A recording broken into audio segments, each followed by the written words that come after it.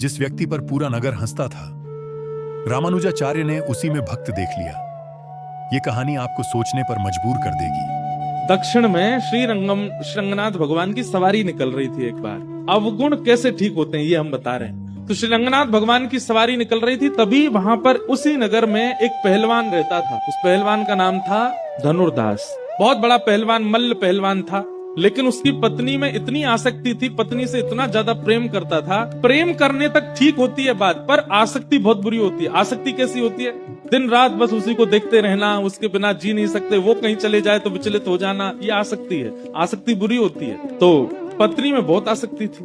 भगवान की सब सवारी लेकर के चल रहे थे, सब लोग जय जयकार कर रहे हैं श्री रंगनाथ भगवान की। इतने में ही वो धनुर्दास सामने से निकल के जा रहा था, पत्नी के साथ जा रहा था। धूप पड़ रही थी तो छत्र लेकर के पत्नी के ऊपर चल रहा था। अच्छा, सीधी छतरी लेकर के चल रहा हो ऐसा नहीं, पत्नी सीधे सीधे चल रही है और वो उल्टा चल रहा था, छतरी पकड़ करके पत्नी के आगे छांव करता हुआ। क्यों? क्योंकि चलते फिरते समय भी उसको पत्नी दिखती रहे।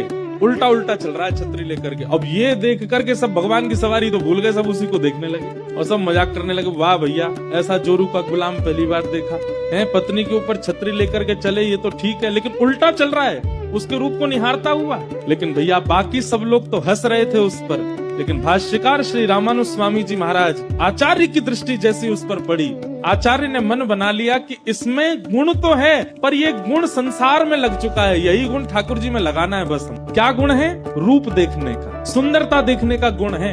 रामानुजाचार्य जी ने देखा कि भाई पत्नी के पीछे छतरी लेके चल रहा है, वो भी उसके रूप को देखता हुआ। गुण तो है इसमें, क्या?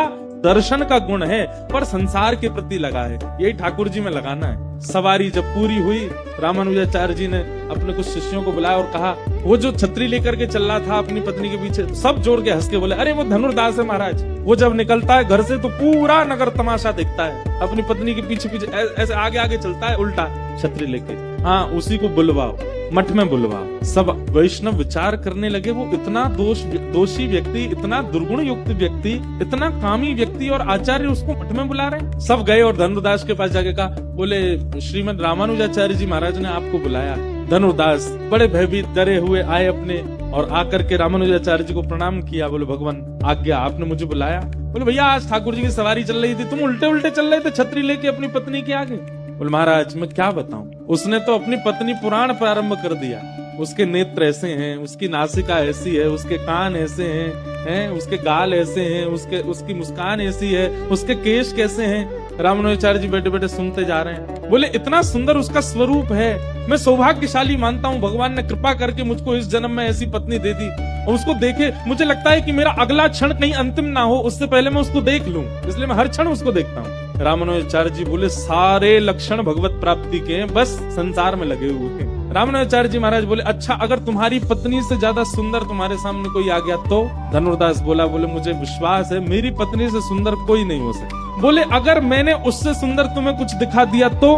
धनुर्दास बोला, पहले तो मुझे अनन्य विश्वास है कि होगा ही नहीं, और कदापि यदि मेरी पत्नी से सुंदर कोई आ गया तो मैं जीवन भर के लिए उसका दास बन जाऊं। पर रामानुजाचार्य जी ने देख लिया, दर्शन भी प्रधान है इसका, निष्ठा भी प्रधान है, विश्वास भी प्रधान है, बस संसार से हटा के ठाकुर जी में करना है। रामानुजाचार्य जी बोले तुम्हारी पत्नी से सुंदर हम तुमको कुछ दिखाते हैं, चलो।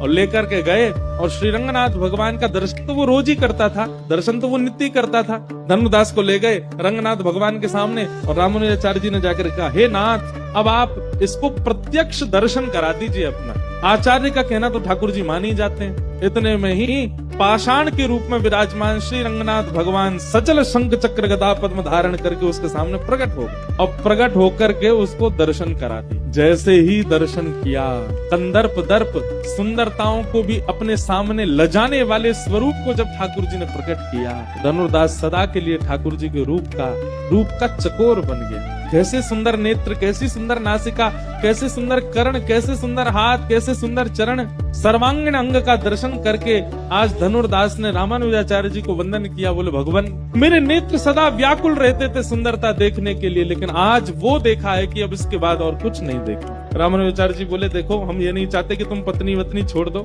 लेकिन अब बताओ पत्नी के प्रति वो भाव है जो पहले? बोले नहीं भगवान, वो मेरी पत्नी है, गृहिणी है, मैं तो उसको भी लेके आऊंगा और उसको भी इनका दर्शन कराऊंगा।